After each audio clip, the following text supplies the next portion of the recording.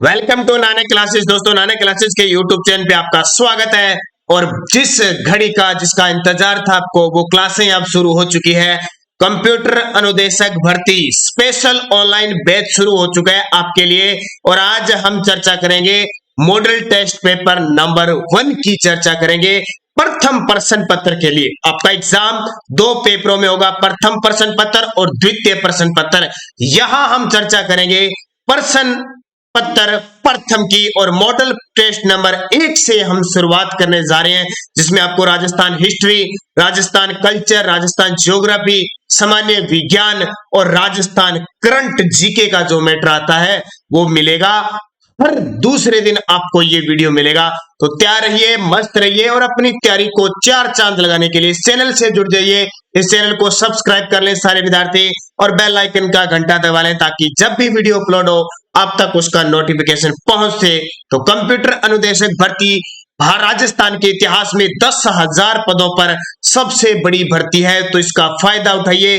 जो भी विद्यार्थी पात्र विद्यार्थी हैं, जितने भी अपनी योग्यता के अनुसार निरंतर, क्योंकि आपका प्रश्न पहला पत्र, जो प्रश्न पत्र पहला हिस्ट्री कल्चर ज्योग्राफी और राजस्थान करंट और सामान्य विज्ञान का जो टॉपिक है वो आपके लिए रामबाण साबित होने वाला है। और इसके लिए नानक क्लासेज इसकी शुरुआत करने जा रहे हैं। तो पहला क्वेश्चन देखिए और सिस्टम भी देखिए। आपको 50 क्वेश्चन इस मॉडल पेपर में मिलेंगे। 10 ज्योग्राफी, 10 कल्चर, 10 हिस्ट्री, 10 सामान्य विज्ञान और 10 राजस्थान करंट जीके। निरंतर हर दूसरे दिन आपको मॉडल पेपर मिलेगा, रोज शाम 8 बजे। तो देखिए, कंप्यूटर अनुदेशक भर्ती आज पहला मॉडल पेपर है, उसमें थोड़ी सी चर्चाएं बता रहा हूं, नहीं तो फिर क्लासें लगातार। और सबसे पहले शुरुआत के 10 क्वेश्चनों की चर्चा करेंगे राजस्थान की ज्योग्राफी। स्टार्ट। पहला क्वेश्चन देखिए, राजस्थान में चंबल नदी का प्रवेश सबसे पहले किस जिले में होता है? जी बिल्कुल, बहुत ही शानदार क्वेश्चन आपके सामने पड़ा है। राजस्थान में चंबल नदी का प्रवेश सबसे पहले किस जिले में होता है? उत्तर आएगा आपका चित्तौड़गढ़। चित्तौड़गढ़। अब नक्शे में देखिए आप, ये देखिए चंबल नदी। ये चंबल नदी कहां से निकलती है? मध्य प्रदेश की जाना पावा पहाड़ी से। मध्य प्रदेश की पहाड़ी कौन सी है? जाना पावा की पहाड़ी से ये नदी निकलती है। और ये मध्य प्रदेश में बहती हुई यहां पर कहा? राजस्थान में चित्तौड़गढ़ में प्रवेश करती है। और चित्तौड़गढ़ के भी कौन से स्थान पे? भैंसरोडगढ़। भैंसरोडगढ़ का एक अंदर स्थान है ये 84गढ़।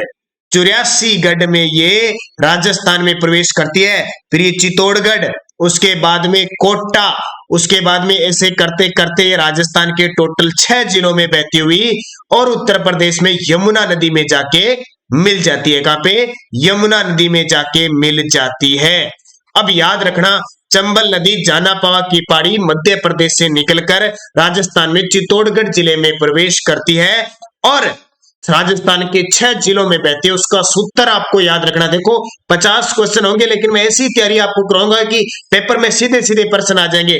अब याद रखना, राजस्थान के अंदर 6 जिलों में कौन चंबल नदी बहती है, वो कौन कौन से जिलों में? सूत्र याद रखना। एक चक्को, बुस्कदों, चक्को, बुस्कदों, ये सूत्र याद रखना।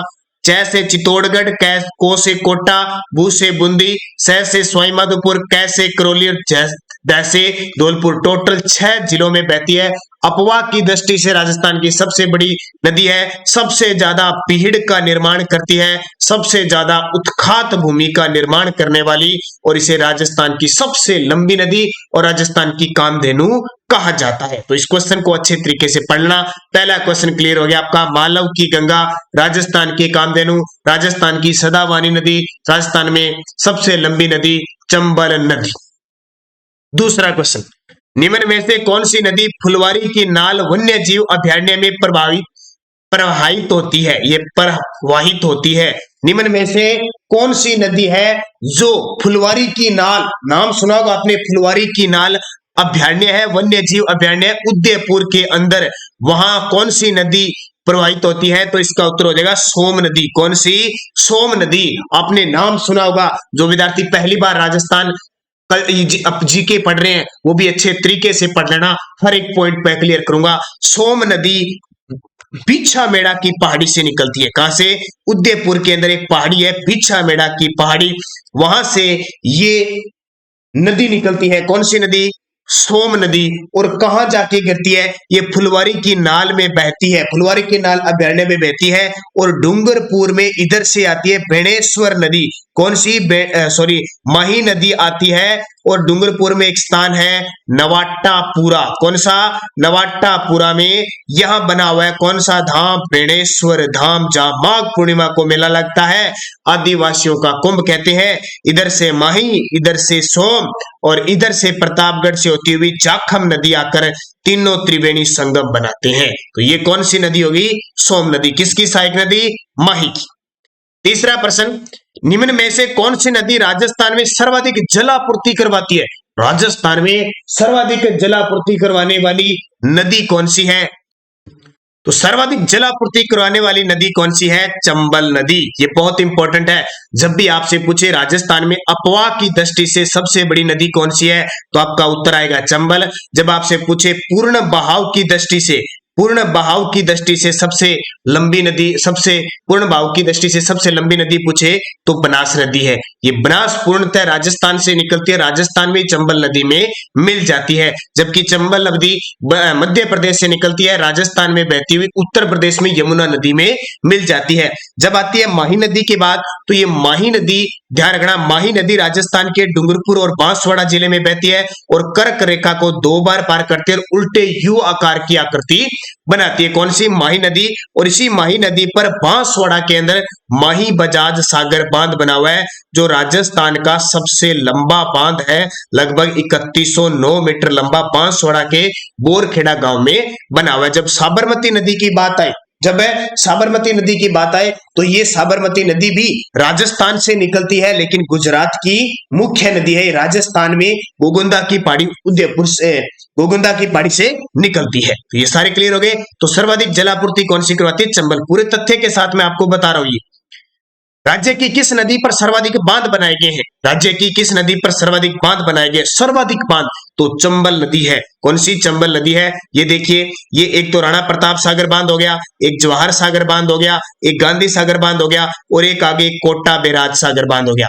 4 बांध इस नदी पर बने और 100 किलोमीटर के दायरे में ये 4 बांध बनाने वाली विश्व की एकमात्र नदी है, 100 किलोमीटर के दायरे में बनाने वाली। ठीक है, तो ये इंपॉर्टेंट है। जवाहर सागर और कोटा बैराज दोनों कोटा में है, राणा प्रताप सागर चित्तौड़गढ़ में और गांधी सागर मध्य प्रदेश के अंदर है। ध्यान रखना, इन तीनों से बिजली उत्पादित होती है, जिसकी उत्पादन क्षमता टोटल 386 मेगावाट, जिसमें 50% मध्य प्रदेश का हिस्सा है और 50% है राजस्थान का। और कोटा बैराज से सिर्फ सिंचाई और पेयजल मिलती है, इससे बिजली उत्पादित नहीं की जाती। तो ये 4 बांध आपके सामने है। पेपर में क्रम भी पूछा जाता है कि जब जहां से उद्गम होता है चंबल नदी का, वहां से क्रम बताइए। तो पहले आएगा गांधी सागर, फिर राणा प्रताप सागर, फिर जवाहर सागर और फिर कोटा बैराज। तो इतनी बात समझ गए होंगे। थोड़ी थोड़ी बातें करते जाएंगे अब लगातार निरंतर। नवलखा झील किस जिले में है? नवलखा झील किस जिले में है? अब हर एक चीज के साथ हम चलते जाएंगे तो सारी चीजें हमारी क्या हो जाएगी? क्लियर होती जाएगी। अब प्रश्न आ गया, नवलखा झील कहां पे है? तो नवलखा झील है बूंदी के अंदर। कहां पे है? बूंदी के अंदर स्थित है। आपको पता है, एक तो बूंदी को क्या कहते हैं? बावड़ियों का शहर कहा जाता है। बूंदी को क्या कहा जाता है? बावड़ियों का शहर कहा जाता है।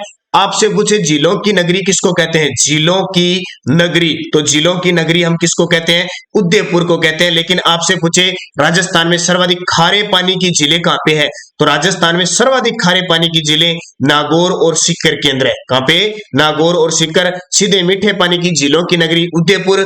बावड़ियों का शहर किसको कहते हैं? हम बूंदी को कहते हैं। और सिरोही में कौन सी झील है? नक्की झील।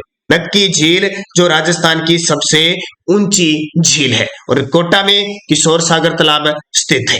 तो ये चीजें आपको याद रखना इंपॉर्टेंट। एक के साथ तथ्य बता रहा हूं। कनक सागर के नाम से कौन सी झील प्रसिद्ध है? कनक सागर के नाम से कौन सी झील प्रसिद्ध है?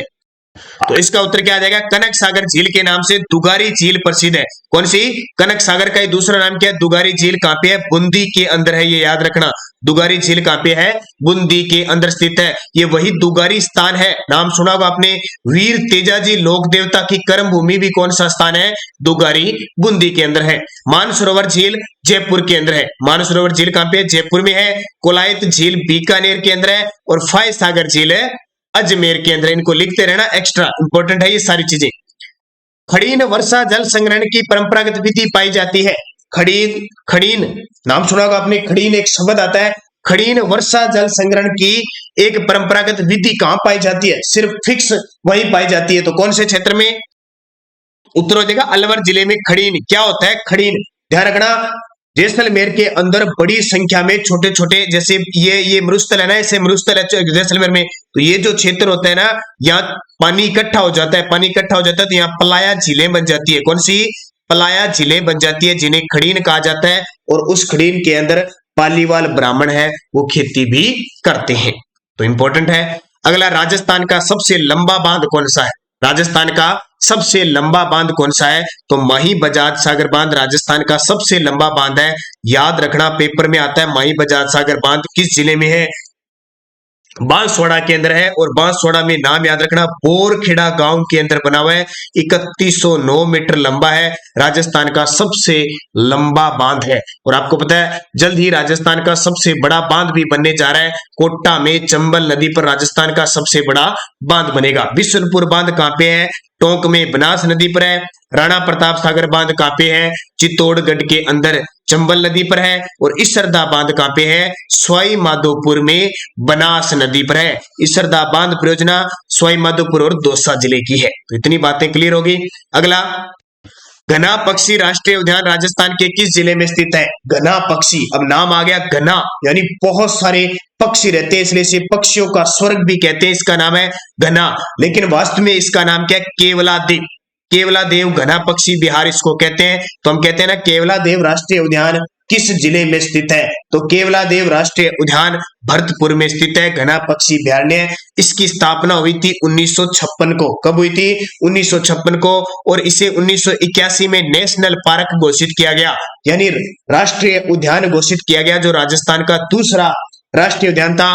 विश्व धरोहर की सूची में 1985 को शामिल किया गया। इसे पक्षियों का स्वर्ग कहते हैं। यहाँ साइबेरियन सार्स आते हैं, प्रवासी पक्षी साइबेरियन सार्स आते हैं। और विश्व के 10 अभ्यारण्यों में इस अभ्यारण्य की गिनती होती है। तो ये अच्छे तरीके से आपको याद रखना है। और इसको जल जो मिलता है वो अजान बांध से मिलता है। राजस्थान राज्य परिवहन निगम कब स्थापित हुआ? RTDC जिसको कहते हैं, राजस्थान राज्य परिवहन निगम कब स्थापित हुआ? 1 अक्टूबर 1964 को। और वर्तमान में हमारे राजस्थान के जो परिवहन मंत्री है वो है ब्रजेंद्र ओला। कौन है? ब्रजेंद्र ओला वर्तमान में राजस्थान के परिवहन मंत्री है। दोस्तों, इस सीरीज में ये समझ लेना कि आपका प्रश्न पत्र फर्तम पूरा तैयार होगा, पूरा जीके तैयार होगा। ये 10 प्रश्न आपके लिए ज्योग्राफी कैसे लगे जरूर कमेंट करना, लाइक शेयर कर देना सारे विद्यार्थी। अगले 10 प्रश्न और पहुंच रहे हैं आपके पास हिस्ट्री की। 10 प्रश्न हम हिस्ट्री की चर्चा, क्योंकि मॉडल पेपर निरंतर हर दूसरे दिन रोज 8 बजे मिलेगा, क्योंकि एक दिन बीच में आपको राजस्थान पुलिस के लिए भी मिलता रहेगा। तो 10 प्रश्न अब हिस्ट्री के पढ़ते हैं, अच्छे तरीके से पढ़ते रहना निरंतर। अगर हमारे साथ जुड़े रहे तो कंप्यूटर का प्रथम पेपर है जीके आपका क्लियर हो जाएगा।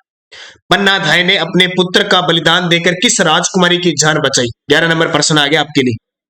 पन्ना धाय ने अपने पुत्र का बलिदान देकर किस राजकुमारी की जान बचाई थी? तो आपको पता है किस राजकुमार की जान बचाई थी? उदय सिंह की। जब बात आती है, बनवीर था, बनवीर राणा सांगा, ये बनवीर कह रहा हूं, बनवीर नाम सुना होगा आपने, राणा सांगा। राणा सांगा का एक भाई था पृथ्वीराज सिंसोदिया। पृथ्वीराज सिंसोदिया का दासी पुत्र था ये बनवीर। इस बनवीर ने क्या किया? विक्रमादित्य को मार दिया। और विक्रमादित्य को मारकर अब इसने सोचा क्यों ना उदय सिंह को भी मार दे, उदय सिंह को मारकर मेवाड़ की गद्दी प्राप्त कर ले। लेकिन क्या हुआ, जब ये बनवीर उदय सिंह को मारने गया तो इस बात का पता लग गया पन्ना धाय को। पन्ना धाय ने क्या किया? अपने पुत्र चंदन को उदय सिंह की जगह सुला दिया चित्तौड़गढ़ दुर्ग में, और बनवीर गया चंदन को मार दिया। चंदन इसने समझा कि उदय सिंह ये मार दिया, लेकिन पन्ना धाय को पन्ना धाय ने अपने पुत्र चंदन का बलिदान देकर उदय सिंह को कीर्तबारी की सहायता से कुंभलगढ़ दुर्ग में आशा देवपुरा के पास सुरक्षित छोड़ दिया, और वहीं इसका लालन पालन हुआ। तो ये पन्ना धाय बहुत ही प्रसिद्ध अपनी स्वामी भक्ति, देशभक्ति के लिए जानी जाती है। किस राजपूत राजा को स्थापत्य कला का संरक्षण कहा जाता है? किस राजपूत राजा को राजस्थान में स्थापत्य कला का संरक्षण करता या स्थापत्य कला का जनक कहते हैं? तो राणा कुंभा को। ये मेवाड़ की गद्दी पर 1433 में बैठे थे और 1468 में इनकी मृत्यु हो गई थी। इन्होंने चित्तौड़ में विजय स्तंभ का निर्माण करवाया था। और वीर विनोद ग्रंथ है श्यामल दास का, उसके अनुसार 84 में से 32 दुर्गों का निर्माता अकेला राजस्थान में कुंभा माना जाता है। कुंभा ने बहुत सारे दुर्गों का निर्माण किया, बहुत सारे मंदिर, विजय स्तंभ, कीर्ति स्तंभ का निर्माण किया, इसलिए राजस्थान में स्थापत्य कला का जनक कहते हैं। इस स्थापत्य कला का जनक के साथ साथ इसे उपाधि प्राप्त है अभिनव भट्टाचार्य की उपाधि। और हिंदू सुल्तान कहा जाता है किसको? महाराणा कुंभा को। इस महाराणा कुंभा ने सांगानेर का युद्ध लड़ा था महमूद खिलजी प्रथम के साथ 1437 में, और उसकी याद में विजय स्तंभ बनाया था। ये याद रखना। महाराणा कुंभा, महाराणा प्रताप 1572 से 1597 मेवाड़ की गद्दी पर बैठे, उदय सिंह 1540 से लेकर 1572 तक बैठे, और राणा संग्राम सिंह 1509 में गद्दी पर बैठे थे और 1528 में इनकी मृत्यु हो गई। अगला, मेवाड़ के किस शासक ने सिरोही, बागड़, मारवाड़ के राजपूत शासकों से मैत्री कर मुस्लिम शासकों के विरुद्ध राजपूत राज्यों के मंत्री संघ का गठन किया था? तो ये मुस्लिम शासकों के विरुद्ध राजपूत राज्यों के मैत्री संघ का गठन किया था राणा सांगा। याद होगा खानवा का युद्ध। जब खानवा का युद्ध होता है 17 मार्च 1527 को, तो उस समय बाबर भारत में आता है, पानीपत के द्वितीय युद्ध में हरा देता है किसको? इब्राहिम लोदी को, और मुगल वंश की स्थापना करता है। तो ये राणा सांगा राजस्थान के जितने भी हिंदू शासक हैं उनको, बाबर को भारत से बाहर निकालने के लिए एक प्रथा होती है, पाती परवन प्रथा का प्रयोग करता है, जिसके तहत सब राजपूत राजाओं को इकट्ठा करता है, लेकिन फिर भी दुर्भाग्यवश राणा सांगा हार जाता है और ये युद्ध होता है खानवा का युद्ध। हल्दी घाटी के युद्ध से पूर्व बादशाह अकबर ने महाराणा प्रताप से संधि करने हेतु अंतिम रूप से किसे अपना दूत बनाकर भेजा? हल्दी घाटी के युद्ध से पूर्व आपको पता है, जैसे ही महाराणा प्रताप 1572 में गद्दी पर बैठा मेवाड़ की, तो अकबर ने महाराणा प्रताप को अधीन करने के लिए 4 अपने शिष्टमंडल भेजे थे, जिनका नाम था जम भट्टो। याद रखना, जम भट्टो संधि करने। तो ये क्या पूछ रहा है? अंतिम रूप से किसे भेजा? तो अकबर ने महाराणा प्रताप को समझाने के लिए सबसे पहले जलाल खां को भेजा 1 नंबर पे, फिर मान सिंह को भेजा 2 नंबर पे, भगवंत दास को भेजा 3 नंबर पे, और टोडरमल को भेजा 4 नंबर पे। तो हमसे क्या पूछ रहा है ये? अंतिम में किसको भेजा? राजा टोडरमल को। चित्तौड़गढ़ दुर्ग के जैन कीर्ति स्तंभ में उत्कीर्ण 3 अभिलेखों का स्थापना करता कौन था? चित्तौड़गढ़ दुर्ग के अंदर जैन कीर्ति स्तंभ है। कौन सा जैन कीर्ति स्तंभ है? अलग से 7 मंजिला, उसमें उत्कीर्ण 3 अभिलेखों का स्थापना करता कौन था? किसने 3 अभिलेखों की स्थापना की थी? इसके स्थापना करता कौन थे? बघेरवाल जैन, जिसको शॉर्टकट में कहते हैं जीजा। इनका पूरा नाम क्या था? बघेरवाल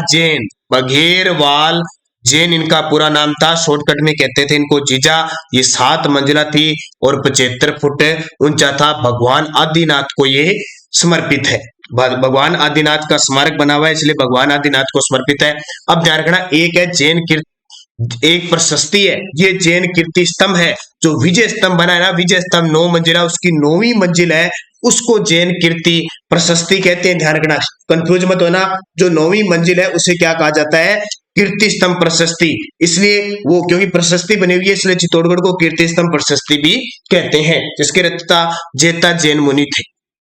अगला, दिवेर के युद्ध के बाद महाराणा प्रताप ने नई राजधानी किसे बनाया? दिवेर का युद्ध हुआ था कब? 1582 ईस्वी में हुआ था। अक्टूबर 1582 को दशहरे के दिन महाराणा प्रताप ने दिवेर के युद्ध में विजय प्राप्त की थी। और ये दिवेर का युद्ध मेवाड़ के महाराणा प्रताप के विजय का श्री गणेश कहलाता है। इसने चावंड को अपनी राजधानी बनाई थी, चावंडिया भील को राखकर 1585 में, और जब तक उनकी मृत्यु हुई 1597 में, वहीं इनकी मृत्यु हुई थी। तब तक ये राजधानी महाराणा प्रताप के अंडर में रही थी। उसके बाद अमर सिंह ने भी इसको राजधानी 1612 तक बनाया था सही रूप से।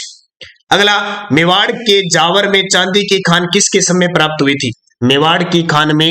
मेवाड़ के अंदर जावर खान है, उदयपुर के अंदर चांदी की खान किसके समय प्राप्त हुई थी? तो उस समय शासक थे राणा लाखा। कौन थे? राणा लाखा। 14वीं सदी की बात है। जावर के अंदर चांदी की खान निकली थी और राणा लाखा की चांदी हो गई थी। ये राणा लाखा का पुत्र था मोक्कल, जिसकी माता थी हंसाबाई, और हंसाबाई किसकी पुत्री थी? मारवाड़ के राव चूड़ा की। इस शर्त पे शादी हुई थी कि मोक्कल राजा बने, और मोक्कल का पुत्र था कुंभा। कौन था? कुंभा। जयपुर के किस शासक के समय जयपुर में मराठा सैनिकों का कत्लेआम हुआ था? जयपुर के किस शासक के समय जयपुर में मराठा सैनिकों का कत्लेआम हुआ था? तो सवाई माधो सिंह प्रथम। आपको पता है कि 1734 में बूंदी के उत्तराधिकारी को लेकर राजस्थान में मराठों का आगमन होता है। धीरे धीरे मराठे पावरफुल होते जाते हैं और ईश्वरी सिंह, नाम सुना होगा, सवाई जय सिंह के पुत्र ईश्वरी सिंह और उसके भाई माधो सिंह के समय मराठे बहुत तंग करने लग जाते हैं। इसलिए जब माधो सिंह गद्दी पर बैठते हैं, माधो सिंह 1750 में जयपुर की गद्दी पर बैठते हैं और इनको इतना गुस्सा आता है कि जितने भी जयपुर के अंदर मराठे होते हैं उन सबका कत्लेआम करवा देता है। हवा महल का निर्माण किसने करवाया? ये बहुत शानदार क्वेश्चन है। हवा महल, जिसे राजस्थान का एयर दुर्ग कहा जाता है, इसका निर्माण सवाई प्रताप सिंह ने 1799 ईस्वी में करवाया था। यह हवा महल 5 मंजिला है। इसके जो शिल्पकार है वो लालचंद है। शिल्पकार कौन है? लालचंद। इसे राजस्थान का क्या कहा जाता है? एयर दुर्ग कहा जाता है। इसकी आकृति भगवान श्री कृष्ण के मुकुट के समान है, इसलिए भगवान श्री कृष्ण को समर्पित है। राणा सांगा और बाबर के बीच खानवा का युद्ध कब लड़ा गया? तो मैंने अभी आपको बताया था, राणा सांगा और बाबर के बीच कब? 17 मार्च 1527 को युद्ध हुआ। इसमें राणा सांगा ने सब राजपूतों को बुला लिया, लेकिन फिर भी बाबर के पास तुलगुमा पत्ती थी, तोप खाने थे, इसलिए बाबर जीत गया। ये सॉरी के बीच बयाना पूछ रहे, सॉरी बयाना है भरतपुर के अंदर। बयाना का युद्ध हुआ था 16 फरवरी 1527, वो खानवा का है। इस युद्ध में राणा सांगा जीत गए, बाबर हार गया। लेकिन अगला युद्ध हुआ था ना खानवा, उसमें बाबर जीता था। ये बयाना का युद्ध है। और इस बयाना के युद्ध के बाद बाबर जब हार जाता है तो जिहाद का नारा भी देता है, ये भी ध्यान रखना। 21 अप्रैल 1526 को इब्राहिम लोदी और बाबर के बीच पानीपत का प्रथम युद्ध हुआ था, जिसमें बाबर जीत गया। 17 मार्च 1527 को खानवा का युद्ध हुआ, जिसमें बाबर जीत गया। और 16 जनवरी 1519, सीधा याद रखना, 1519 को गागरोन का युद्ध हुआ था। अब ये 10% हो गए आपके हिस्ट्री के। अब आती है आपके लिए कल्चर, राजस्थान कला संस्कृति, क्योंकि साथ सब लेके चलेंगे ना तो शानदार तैयारी हो जाएगी। जयपुर के कछवा राजवंश की आराध्य देवी कौन सी है? जयपुर के कछवा राजवंश की आराध्य देवी, देखो एक तो होती है आराध्य देवी, नाम सुना है, एक होती है इष्ट देवी। ठीक है, इष्ट देवी, आराध्य देवी और इष्ट देवी में कोई अंतर नहीं, एक ही चीज है। जबकि जब कुल की देवी आ जाए, यानी जब से कुल स्टार्ट हुआ तब से माता जो सहायता करने लग जाती है, वो सभी कुल की देवी होती है, तो कुल देवी। अब यहां पूछ रहे आराध्य देवी, तो कछवा राजवंश की जो आराध्य देवी है वो कौन सी है? वो है शीला देवी, जिसको अन्नपूर्णा कहते हैं, अन्नपूर्णा माता भी कहते हैं। ये तो आराध्य देवी है। अब आपसे पूछे जयपुर के कछवा राजवंश की कुल देवी कौन सी है, तो याद रखना कुल देवी है जमुआए माता। कौन सी माता? जमुआए माता, जिनका मंदिर रामगढ़ जयपुर के अंदर है, इसलिए जमुआ रामगढ़ कहते हैं। ये शीला देवी का मंदिर आमेर जयपुर के अंदर है। इसका निर्माण, इसकी मूर्ति है वो मान सिंह प्रथम, राजा केदार, बंगाल के राजा केदार को हराकर लाए थे, मूर्ति स्थापित की थी। और जमुआए माता का जो मंदिर बनाया था वो दुल्ले राय या तेजकर्ण के द्वारा शुरुआत में बनवाया जाता है। दधिमती माता का मंदिर राजस्थान के किस जिले में है? दधिमती माता का मंदिर राजस्थान के किस जिले में है? बहुत ही खास प्रसिद्ध स्थान है, नागौर के अंदर गोठ मंगलोद स्थान है। कौन सा? गोठ मंगलोद स्थान है, वहां दधिमती माता का मंदिर स्थित है। अगला देखिए, चेचक की देवी सेडल माता व महामाई के नाम से कौन सी लोक देवी प्रसिद्ध है? चेचक की देवी भी कहते हैं, सेडल माता के नाम से प्रसिद्ध है और महामाई के नाम से जानी जाती है। वो देवी कौन सी है? तो वो माता कौन सी है? शीतला माता। कौन सी माता? शीतला माता, जिनका मंदिर सील की डोंगरी चाकसू जयपुर के अंदर बना हुआ है, जिसका निर्माण माधो सिंह के द्वारा करवाया गया था। शीतला माता, जहां इसमें मेला कब लगता है? चैत्र कृष्ण अष्टमी को मेला लगता है, स्पेशल और स्पेशल। यहाँ पे चैत्र कृष्ण अष्टमी को मेला लगता है। पुजारी इसका कुम्हार होता है और इसका प्रतीक चिन्ह क्या होता है? दीपक होता है और वाहन इसका गदा होता है। और ब्यासोड़ा जो धोखते हैं ना, शाम को बासी भोजन बना के सुबह धोक लगाई जाती है, वो इस माता के लगाई जाती है। अगला, नाथ संप्रदाय के प्रवर्तक कौन थे? नाथ संप्रदाय के प्रवर्तक कौन थे? तो हमें पता है नाथ मुनि जी। नाथ संप्रदाय के राजस्थान में नाथ संप्रदाय का मेन मंदिर है महामंदिर जोधपुर के अंदर। कहां पे? महामंदिर। और एक विराग पंथ का भी मंदिर है राता डूंगा पुष्कर के अंदर। श्रीनाथ जी की प्रतिमा किस मुगल शासक के काल में राजस्थान लाई गई थी? आपको पता है औरंगजेब एक मुगल बादशाह आया था, उसने हिंदू मंदिरों को तोड़ाना शुरू कर दिया, खास करके मथुरा वृंदावन के अंदर मंदिर। तो वृंदावन से एक लाई गई श्रीनाथ जी की मूर्ति है, वो हमारे मेवाड़ के अंदर लाई गई और उसमें मेवाड़ के राजा थे राज सिंह। राज सिंह ने नाथ द्वारा राजसमंद के अंदर, जिसका पहले नाम था सिहाड़ राजसमंद में स्थापित करवा दी और ये वल्लभ संप्रदाय की राजस्थान में पीठ है। थोरी जाति के लोग किस वाद्य यंत्र के साथ पाबूजी की यश गाथा गाते हैं? थोरी जाति के लोग किस वाद्य यंत्र के साथ पाबूजी की यश गाथा गाते हैं? तो पाबूजी की यश गाथा किसका था? सारंगी। थोरी जाति के लोग सारंगी वाद्य यंत्र के साथ पाबूजी की यश गाथा गाते हैं। जब भी पाबूजी का नाम आता है दो बातें याद रखना, प्लेग रक्षक देवता और लक्ष्मण का अवतार कहते हैं इन्हें। अगला, किसने लाछा गुजरी की गायों को मेर के मीणाओं से छुड़वाने के लिए अपने जीवन की आहुति दी थी? आज तो पहला दिन है इसलिए थोड़ा लंबा वीडियो बनेगा, बाकी जब भी वीडियो बनेगा अपने 50 क्वेश्चन 30 मिनट रखेंगे। 50 क्वेश्चन 30 मिनट। आज पहले 3 4 5 10 मिनट पहले खराब हो गए थे, लेकिन बस फिक्स इसकी क्लास होगी 50 क्वेश्चन 30 मिनट। किसने लाछा गुजरी की गायों को मेर के मीणाओं से छुड़वाने के लिए अपने जीवन की आहुति लगा दी थी? तो लाछा गुजरी की गायों को छुड़ाने के लिए तेजा जी ने, आपको पता है नागों व सांपों के देवता तेजा जी है और नाग देवता ने तेजा जी को डस लिया था। यह भी ध्यान रखना। इनकी जो घोड़ी है लीलन, उसने तेजा जी की मृत्यु का समाचार उनकी पत्नी पेमल दे को पहुंचाया था। जसनाथ जी के उपदेश किस ग्रंथ में संग्रहित है? जसनाथी संप्रदाय कतरिया सर बीकानेर का है। ठीक है, कतरिया सर कहाँ का है? बीकानेर का है। जसनाथी संप्रदाय, जसनाथ जी ने इसकी शुरुआत की थी और ये अन्यायी होते हैं, अग्नि नृत्य करते हुए, धधकते हुए अंगारों पर अग्नि नृत्य करते हैं और फतेह फतेह का उद्घोष करते हैं। इनके ग्रंथ है सिंबुदड़ा। दो ग्रंथ याद रखना, पेपर में आते आते कोड़ा और सिंबुदड़ा किसके ग्रंथ है? जसनाथ जी के। किस संत को राजस्थान का कबीर कहते हैं? तो राजस्थान का कबीर किसको कहते हैं? दादू दयाल जी को, जिन्होंने राजस्थान में दादू पंथ चलाया था और इनकी मुख्य पीठ है नरेना, जयपुर के अंदर पीठ है। इनका जन्म तो अहमदाबाद में माना जाता है 1544 में, लेकिन इनकी कर्म भूमि राजस्थान की नरेना क्षेत्र था, इसलिए मुख्य पीठ दादू दयाल जी के 152 शिष्य थे, जिनमें 52 शिष्य इनके आधार स्तंभ थे, खास करके गरीबदास जी, मिशिकनदास जी, पखना जी, माधोदास जी, रज्जब जी, सुंदरदास जी। राज्य में किस योजना के अंतर्गत, अब ये करंट के 10 प्रश्न आ गए, 10 हिस्ट्री, 10 कल्चर और 10 ज्योग्राफी हो चुके हैं। Current affairs 10 question. राज्य में किस योजना के अंतर्गत प्रत्येक ब्लॉक में खेल स्टेडियम निर्मित किए जाएंगे? अब जिस विद्यार्थी को कंप्यूटर की वैकेंसी 10,000 को पार पाना है और सिलेक्शन करवाना है ना, तो ये क्लास मत छोड़ना, चाहे 50 मिनट की हो, चाहे 40 मिनट की हो, चाहे 25 मिनट की हो, हर दूसरे दिन ये क्लास मिलेगी। अगर छोड़ दी और साथ छोड़ दिया तो ये समझ लो आपका भी पलड़ा मजबूत होते होते धीरे धीरे खिसक जाएगा। बस ये निरंतर देखने हैं। और सुबह हमारी रोज 7:30 पर करंट अफेयर्स की क्लास आती है, क्योंकि आपके स्पेशल राजस्थान करंट है, तो छोड़ना मत करंट को। तो ये ध्यान रखना, सुबह वाली क्लास इतनी शानदार करंट मिलती है, स्टैटिक जीके भी उसमें तैयार होता है आपका, तो निरंतर उसको भी देखना। चैनल को सब्सक्राइब कर लो, टेलीग्राम ज्वाइन कर लो, हमारा Nanak classes Rajasthan current affairs नाम से है, वीडियो की डिस्क्रिप्शन है, वहां से लिंक लेना। राज्य में किस योजना के अंतर्गत प्रत्येक ब्लॉक में खेल स्टेडियम निर्मित किए जाएंगे? तो सरकार ने घोषणा की है कि मेजर ध्यानचंद स्टेडियम योजना के तहत हम प्रत्येक ब्लॉक में खेल स्टेडियम का निर्माण करेंगे। 5 सितंबर को राजस्थान के किन शिक्षकों को राष्ट्रीय शिक्षक पुरस्कार प्रदान किया? करंट के 10 प्रश्न है, ये साथ लेके चल रहा हूं क्योंकि ये रामबाण है, ये समझ। तो अभी 5 सितंबर गई है, 2021 को राष्ट्रीय शिक्षक दिवस मनाया जाता है। उस पर राजस्थान के 3 शिक्षकों को शामिल किया गया। दीपक जोशी बीकानेर के साइंस मैथ के टीचर हैं, जय सिंह धनखड़ झुंझुनू के पीटीआई हैं और अचला वर्मा जो बालिका विद्यालय है झुंझुनू के अंदर, वहां पे अध्यापिका है। तो तीनों को मिला, याद रखना।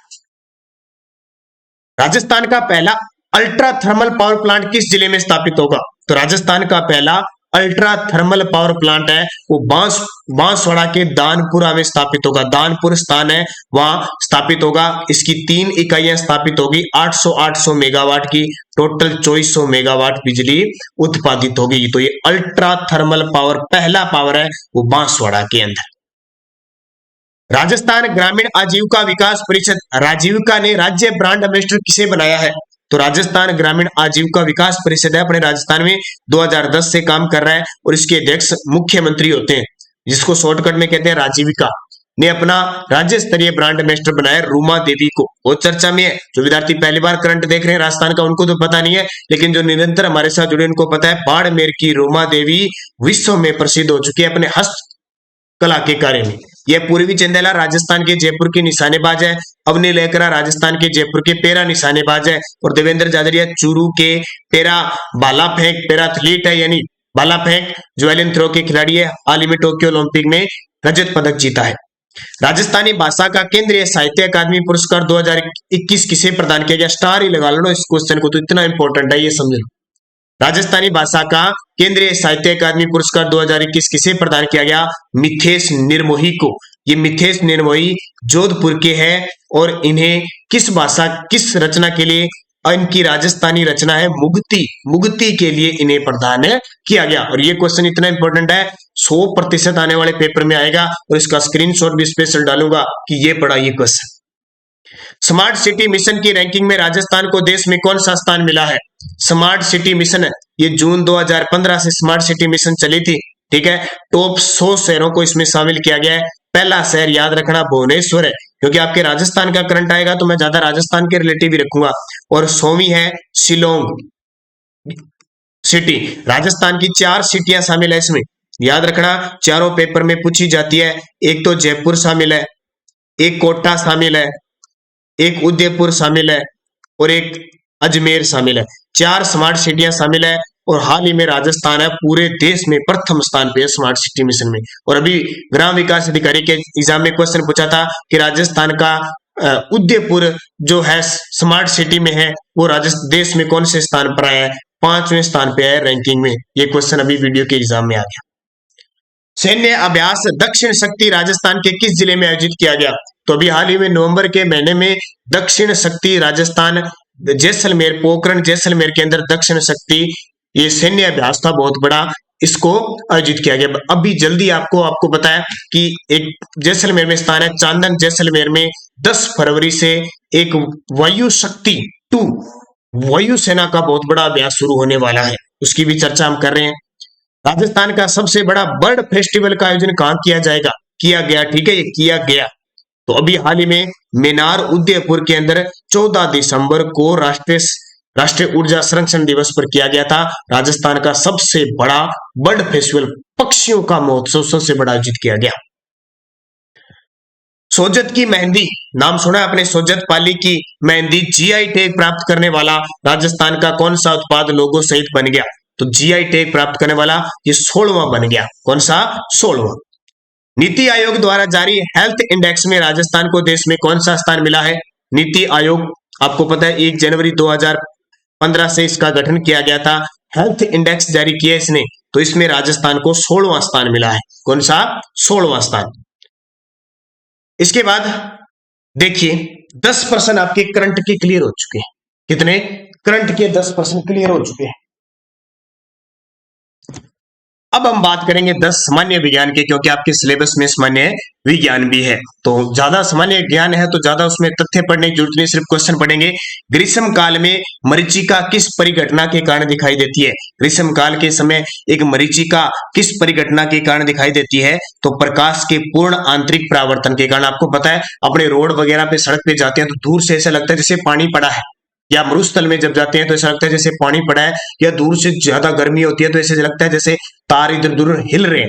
वो एक महसूस होता है, मरीचिका होती है, मर्ग मरीचिका जैसे अनुभव होता है, वो प्रकाश के पूर्ण परावर्तन से होता है। फिर देखिए निम्न में से कौन सा रंग सम्मिश्रण दिन और रात के समय सर्वाधिक सुविधाजनक होता है? निम्न में से कौन से रंग का सम्मिश्रण दिन और रात के समय सर्वाधिक सुविधाजनक का होता है? तो वो लाल और हरा होता है। कौन सा? लाल और हरा। प्रकाश के परिक्षेपण का अध्ययन करने के लिए निम्नलिखित में से किस उपकरण का प्रयोग किया जाता है? प्रकाश के परिक्षेपण का अध्ययन करने के लिए निम्न में से किस उपकरण का प्रयोग किया जाता है? तो किसका प्रयोग किया जाता है? स्पेक्ट्रोमीटर। स्पेक्ट्रोमीटर देखो सामान्य विज्ञान का आपका टॉपिक डाल रखा है ना, तो अपने 10% पढ़ने पड़ेंगे, क्योंकि सामान्य विज्ञान आगे हिस्ट्री, कल्चर, ज्योग्राफी, करंट और सामान्य विज्ञान तो पढ़नी ही पड़ेगी। वैसे उसमें रीजनिंग भी है, मैथ भी है, तो वो तो नॉर्मल है, अपने ज्यादा जीके पर डिपेंड है। निम्न में से कौन दूध को प्राकृतिक तरीके से दही में परिवर्तित करने के लिए जिम्मेदार होता है? निम्न में से कौन है दूध को प्राकृतिक तरीके से दही में परिवर्तित करने के लिए जिम्मेदार होता है, ये तो हमें पता है और ये एग्जाम में आया हुआ है। अभी एसआई का एग्जाम हुआ था ना 15 सितंबर को सेकंड पारी में, उसमें क्वेश्चन आया था कि दूध को प्राकृतिक तरीके से दही में परिवर्तित करने के लिए कौन जिम्मेदार होता है, तो हमेशा बैक्टीरिया होता है जिसको हम क्या कहते हैं, जीवाणु। निम्न में से कौन एक ग्रीन हाउस गैस नहीं है, निम्न में से कौन, ये भी एसआई में क्वेश्चन आ गया, एसआई वाले डाल रहा हूं मैं साइंस के क्वेश्चन तो क्योंकि वापस रिपीट हो सकते हैं। एक ग्रीन हाउस गैस नहीं है, तो देखो नाइट्रोजन है वो ग्रीन हाउस गैस नहीं है, मीथेन भी है, नाइट्रोक ऑक्साइड भी है और कार्बन डाइऑक्साइड भी है, तो इनको याद रखना। अगला, बुलेट प्रूफ जैकेट बनाने में सर्वाधिक सामान्यतः प्रयोग किया जाने वाला पदार्थ है। बुलेट प्रूफ जैकेट बनाने में सर्वाधिक सामान्यतः प्रयोग किसका किया जाता है, तो बुलेट प्रूफ बनाने के लिए केवलर का उपयोग किया जाता है, ध्यान रखना। सर्वाधिक किसका, केवलर अपनी आणविक संरचना के कारण गोली को रोकने में सक्षम होती है। एक हल्का पॉली एलिमेराइड प्लास्टिक होता है जिसकी तन्यता शक्ति होती है वो बहुत ही उच्च होती है और ये उष्मा प्रतिरोधी और मजबूत संश्लेषित रेशा होता है। तो आगे से याद रखना, बुलेट प्रूफ जैकेट बनाने में सर्वाधिक सामान्यतः किसका प्रयोग है, तो केवलर। ग्रीन मफलर संबंधित है, ये भी एसआई के अंदर क्वेश्चन आया था, इसलिए मैंने आपको ये सारी चीजें दे रहा हूं क्योंकि आपके पेपर में वापस इस सामान्य विज्ञान का मतलब यही क्वेश्चन है। सामान्य विज्ञान के जो क्वेश्चन आएंगे वो इस प्रकार के ही क्वेश्चन आएंगे। तो ग्रीन मफलर का संबंध किससे है, तो इसका मतलब है ध्वनि प्रदर्शन से। अब ग्रीन मफलर से आप ये जल या वायु प्रदूषण ये मत कर देना, इसका संबंध ध्वनि प्रदूषण से। कैसे है कि ग्रीन मफलर ध्वनि प्रदूषण नियंत्रण से संबंधित है। इस कार्यक्रम के अंतर्गत ध्वनि प्रदूषण को कम करने के लिए सड़कों के किनारे पेड़ पौधों को लगाया जाएगा, यह है ग्रीन मफलर। सर्वाधिक सामान्य रूप से काम आने वाला अर्धचालक पदार्थ कौन सा है, सर्वाधिक सामान्य रूप से काम में आने वाला अर्धचालक कौन सा है, तो सामान्य रूप से अर्धचालक कौन सा है, तो इसका उत्तर क्या हो जाएगा, सर्वाधिक सामान्य रूप से काम में आने वाला अर्धचालक जो पदार्थ है वो सिलिकॉन होता है, सिलिकॉन। ठीक है, अर्धचालक उन पदार्थों को कहते हैं जिनकी विद्युत चालकता यानी चालकता या चालकों से कम हो किंतु अचालकों से अधिक हो, जैसे तांबा से कम हो और कांच से अधिक हो। मनुष्य की लाल रक्त कणिकाओं का औसतन जीवन काल होता है। लाल रक्त कणिका किसको कहते हैं, आरबीएससी को। आरबीएससी का जीवन काल कितने दिन होता है, तो आरबीएससी का जीवन काल होता है 120 दिन। कितना, आरबीएससी का काल होता है 120 दिन। अच्छे तरीके से याद रखना। और आरबीएससी का निर्माण प्लीहा व रक्त के अंदर होता है। प्लीहा यानी अस्थि मज्जा में होता है। वैसे तो आरबीएससी का जो निर्माण है वो अस्थि मज्जा में होता है, लेकिन भ्रूणीय अवस्था में इनका प्लीहा और यकृत में होता है। आज का अंतिम क्वेश्चन, परमाणु घड़ी निम्नलिखित में से किसके संक्रमण पर आधारित होती है। जो परमाणु घड़ी होती है वो निम्न में से किसके संक्रमण पर आधारित होती है, तो इसका उत्तर है सीजियस। क्या है, सीजियस। तो दोस्तों ये 50 प्रश्न आपको मिले हैं, ये 50 आपको प्रश्न मिले हैं। कैसे हमारा ये वीडियो, ये मुहिम आपके लिए जो शुरू की गई कैसी लगी जरूर कमेंट करके बताना, क्योंकि 10 10 10 10 10 50 क्वेश्चनों का मिश्रण हर दूसरे दिन आपको मिलेगा। सुबह वाली करंट की क्लास लेते रहना और ये शानदार तरीके से आपको प्लेटफॉर्म हम उपलब्ध करवा रहे हैं। निश्चित तौर पे आपको सफलता मिलेगी, बस आप निरंतर देखना, सपोर्ट करना, स्नेह प्यार बनाए रखना, ज्यादा से ज्यादा अपने सहपाठियों के साथ बनाए रखना और शेयर कर देना ताकि हम इस कार्य को लंबे तरीके से तक ले जाएं। तो धन्यवाद सभी विद्यार्थियों को। जय हिंद, जय भारत।